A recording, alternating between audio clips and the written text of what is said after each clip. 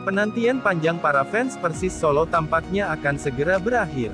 Manajemen tim, melalui Brian Barcelona telah mengatakan, pemain baru Persis Solo akan datang secara bertahap mulai akhir bulan Mei hingga pertengahan Juni.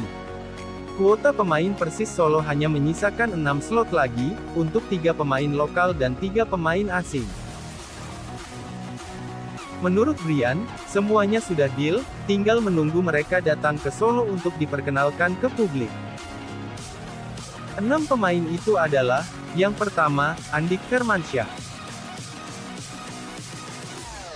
Mantan pemain timnas Indonesia ini belum memiliki klub setelah keluar dari Bayangkara FC. Meskipun karirnya sedikit meredup karena faktor usia, tampaknya Persis Solo masih membutuhkan jasanya di sektor flank. Pemain yang kedua, adalah Yanto Basna.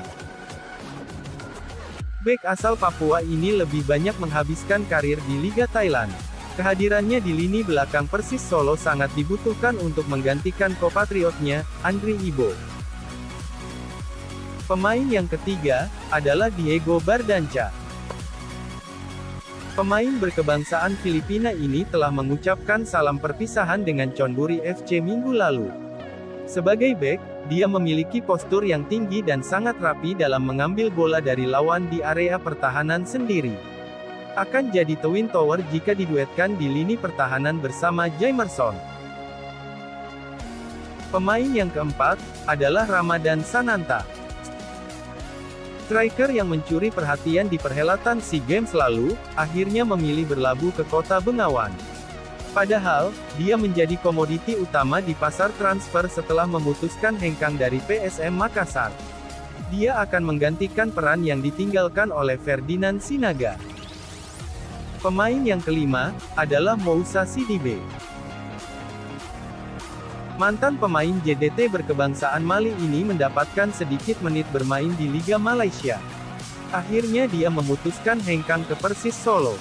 Efek kedekatannya dengan sang arsitek Persis Solo, membuatnya dengan sangat mudah bergabung, karena sudah hafal dengan karakter bermainnya. Moussa Sidibe akan diduetkan dengan sang maestro, Alexis Mesidoro di lini tengah.